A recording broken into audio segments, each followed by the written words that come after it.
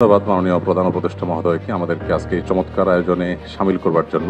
শেখ আহমদুল্লাহ এবং প্রধান উপদেষ্টা ডক্টর ইউনূসের সঙ্গে ব্যাপক কথা হলেন। আজকের কথাটি খুবই গুরুত্বপূর্ণ, যেটা মুহূর্তের মধ্যে ছড়িয়ে পড়েছে দর্শকের কাছে। ভূমিকা ছাড়াই মূল কথায় প্রবেশ করছি, সময় খুবই কম। আমরা কোনো দুর্বলতার থেকে এখানে আসিনি, আমরা এখনো সেই জাতি এবং পাল্টাক্রমে উত্তর দিলেন ডক্টর ইউনূস। কি ছিল আজকের এই মিটিংয়ে, আর গোপন কিছু তথ্য বেরিয়ে আসলো, যেটা আপনাদেরকে এই ভিডিওর মাধ্যমে দেখানো হবে। না টেনে সম্পূর্ণ ভিডিওটি দেখতে থাকুন। আমাদের জীবন দিব, তবুও বাংলাদেশের আধা ইঞ্চি জমি আমরা ছেড়ে দেব না। শেখ মুজিবুর রহমান সাহেব দুনিয়া থেকে বিদায় নিয়েছেন। চোখে চোখ রেখে আহমদুল্লাহ ওস্তাদ যে এইরকম করে কথাগুলো বললেন ডক্টর ইউনূসকে, জাস্ট সবাই অবাক হয়ে গেছে। মিলিয়ন মিলিয়ন মানুষ এই ভিডিওটি দেখেছে, মুহূর্তের মধ্যে ভাইরাল। ঘটনাটা কি ঘটেছিল আজকে আপনারা না দেখলে কোনোভাবে বুঝবেন না। চলুন আমরা শুনে আসি কি কথা বলছেন যিনি এতভাবে গভীর মনোযোগ দিয়ে আহমদুল্লাহ এবং অন্যান্যদের কথা শুনলেন। চলুন আমার সরাসরি এই ক্লিপগুলো আমাদের মাঝে এসেছে, আপনারা না টেনে সম্পূর্ণ ভিডিওটি দেখুন। চলুন আমার ভিডিওটি দেখুন। আজ ঢাকায় মাননীয় প্রধান উপদেষ্টা মহোদয়ের ডাকে বাংলাদেশের বিভিন্ন ধর্মের নেতৃস্থানীয় ব্যক্তিবর্গ তারা উপস্থিত হয়েছেন। ধন্যবাদ মাননীয় প্রধান উপদেষ্টা মহোদয়কে আমাদেরকে আজকে এই চমৎকার আয়োজনে শামিল করবার জন্য। আমি কোনো ভূমিকা ছাড়াই মূল কথায় প্রবেশ করছি, সময় খুবই কম। আমাদের এই ছোট্ট এবং ক্ষুদ্র বাংলাদেশে ছোট বড় অনেক সমস্যাই আমাদের আছে। আমাদের এখানে গ্রাম থেকে শহরে ভাই ভাইয়ে যে কলহ হয়, কোন্দল হয়, সেটা পৃথিবীর অনেক দেশে কিন্তু হয় না। এই বাস্তবতাকে আমরা মনে হয় কেউই অস্বীকার করতে পারবো না। আমাদের এখানে যে রাজনৈতিক কোন্দল হয়ে আসছে 50 বছর ধরে, পৃথিবীর অনেক দেশেই কিন্তু সেটি হয় না। আমাদের অন্য যত কলহ, কোন্দল, অসম্প্রীতি এ জাতীয় যে সকল বিষয় আছে যেগুলোর আমরা সবাই সমাপ্তি কামনা করি, সেগুলোর সাথে যদি আমাদের দেশের ধর্মীয় সম্প্রীতিকে আমি তুলনা করি, আমি এদেশের একজন নাগরিক হিসাবে আমি মনে করি যে আমাদের রাজনৈতিক কলহ, ব্যক্তিগত কলহ, পারিবারিক কলহের তুলনায় আমাদের দেশের ধর্মীয় কলহ উল্লেখ করবার মতো আছে বলে আমার কাছে মনে হয় না। অবশ্য এটি আমার মনে হওয়া না হওয়াতে কিছু আসে যায় না। এটি আমাদের সম্মানিত অন্য ধর্মাবলম্বী যে সমস্ত আমাদের বন্ধুরা আছেন, ভাইরা আছেন, শ্রদ্ধেয় ব্যক্তিবর্গ আছেন, এটি তাদের আমার মনে হয় বলতে হবে। আমি শুধু এটুকু বলবো যে 5ই আগস্ট আমার ফেসবুক পেজে কয়েক মিলিয়ন ফলোয়ার্সকে লক্ষ্য করে আমি একাধিকবার লাইভে এসেছি, যেটা আমার দীর্ঘ 10-12 বছরের সোশ্যাল মিডিয়ার ইতিহাসে কখনো আসেনি।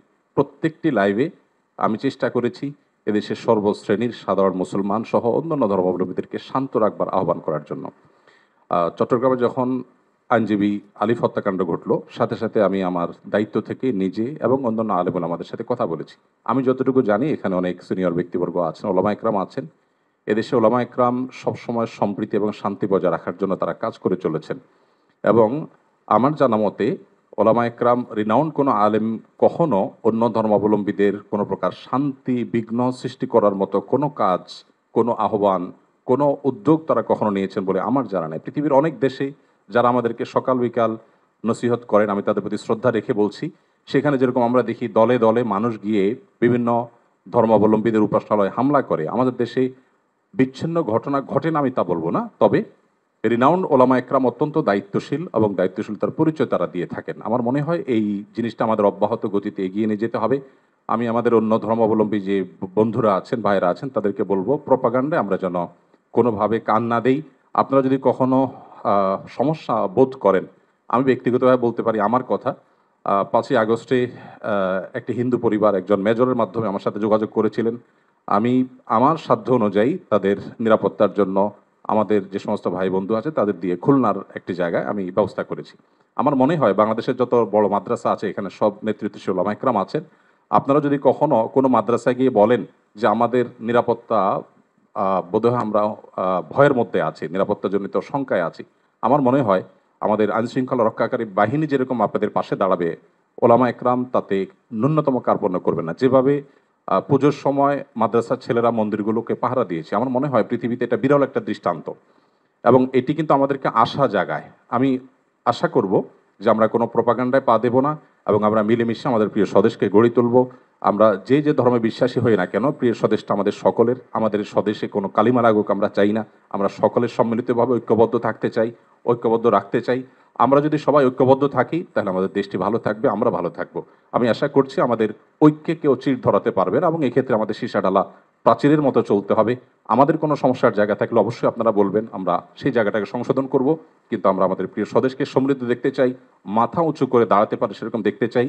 আমাদের তরুণরা আমাদেরকে যে নতুন বাংলাদেশ এনে দিয়েছেন, স্যারের নেতৃত্বে যে নতুন বাংলাদেশ এগিয়ে যাচ্ছে, এই অগ্রযাত্রাকে কোনো শক্তি যেন থামাতে না পারে।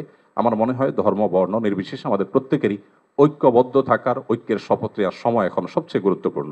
সে বিষয়টি আমি সবার নজরে এনে আমি আবার বক্তব্য অগাস্টের 5 তারিখে যে উত্তেজনা এবং যেই শক্তি নিয়ে যেই ঐক্যবদ্ধভাবে আমরা শত্রুর মোকাবেলা করেছি, আমাদের ছাত্র জনতা বুক পেতে দিয়েছিল, জীবন দিয়েছিল, সেই ঐক্যের কোথাও কোনো চির ধরে নাই, কোনো ফাটল ধরে নাই। সে কথাটা দুনিয়ার সামনে প্রকাশ করার জন্য এটা করেছি।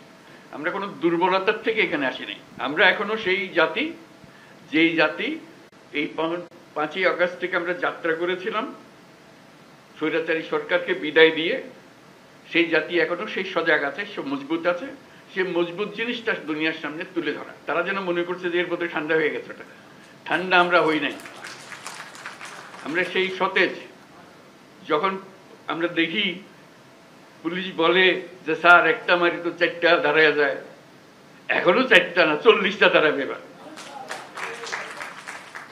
সেই জাতি মরে নাই, দুর্বল হয় নাই, সবল আছে। আপনাদেরকে আজকে উপস্থিতিটা শুধু সেটা জানানোর জন্য, আমাদের সবার মনে সেটা জাগিয়ে দেওয়া। এটা আমাদের থেকে ছিনিয়ে নেওয়ার কোনো অবকাশ, কোনো শক্তি নাই। যে যত ষড়যন্ত্র করুক, যত অপপ্রচার করুক, যত কিছুই করুক, আমাদের থেকে এটা ছিনিয়ে নিতে পারবে না। কারণ আমাদের রক্ত এখনো শুকায় নাই। আমাদের দেয়ালে দেয়ালে যে লেখাগুলো আছে আসা যাওয়ার পথে রোজ পড়েন, সেগুলো মুছে যায় না, এখনো দগদগ করছে এগুলো এখনো। সেটা আমাদের বুকেও দগদগ করছে। কাজে আমরা সেই শক্তিমান জাতি, আমরা লড়াই করব। আমরা শুধু হাস্যকর যে প্রচেষ্টাগুলো হচ্ছে সেগুলো তুলে ধরার জন্য আপনাদেরকে আহ্বান জানিয়েছে। আপনাদের মনে কোনো প্রশ্ন ছিল কিনা, আপনারা সুন্দরভাবে সেগুলো তুলে ধরেছেন। আমরা নানা মত, নানা পথ, এগুলো থাকবেই, এটা যে কোনো জাতির মধ্যে থাকবে। কিন্তু এই বিষয়ে কোনো রকমের মতভেদ আমাদের নাই। যেভাবে আপনারা এই 5ই আগস্টের পর থেকে একত্র হয়ে চলেছেন, সেই একতা এখনো ঐক্য, সেই মজবুত ঐক্য রয়ে গেছে এবং থাকবে। সেটা আমরা জনগণকে জানিয়ে দিলাম আজকে, সবাইকে যেন জানি। সবার মনে আবার সন্দেহ আসছে কি হচ্ছে জানি না, এটা একত্র হয়ে বসাতে, এই ছবিটা শুধু যদি দেখে মানুষের মনে আবার বর্ষা জাগবে।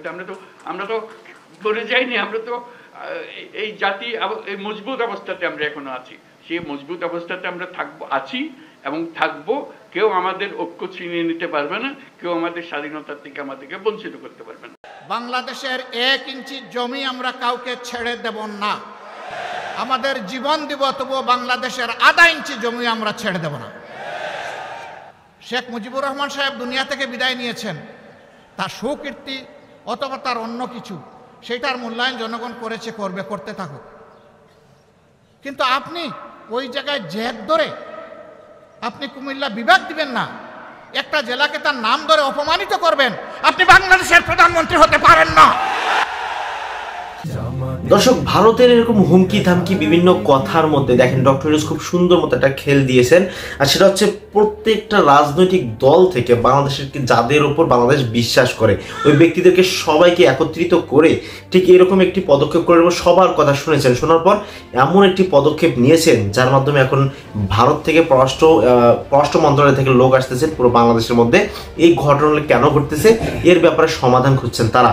সন্দীপার্স এই ব্যাপারগুলো ডক্টর ইউনূসের খুবই দক্ষতা একটা পরিচয় দিয়েছেন এবং বাংলাদেশ এটা রুখে দাঁড়াতে, অন্যান্য দেশ থেকে রুখে দাঁড়াতে বাংলাদেশের যে পরিমাণ পরিস্থিতি সামাল দিতে যা কিছু দরকার রয়েছেন ডক্টর ইউনূস খুব সুন্দরভাবে খেলতেছেন। কিন্তু শেখ হাসিনা চিন্তা করছেন যে আসলে এই দাঙ্গা হাঙ্গামাগুলো তৈরি করলেই হয়তোবা বাংলাদেশ থেকে তিনি আবার প্রত্যাবর্তন করবেন এবং বাংলাদেশের তার অবস্থানটা আবার টিকে থাকবে। কিন্তু ডক্টর ইউনূস তিনি এমন চিন্তা করে কিছু কাজ করলেন যেটার মাধ্যমে তার আশা তো দূরের কথা, তাকে এবার ধরে আনা হবে শুধুমাত্র শাস্তির জন্য।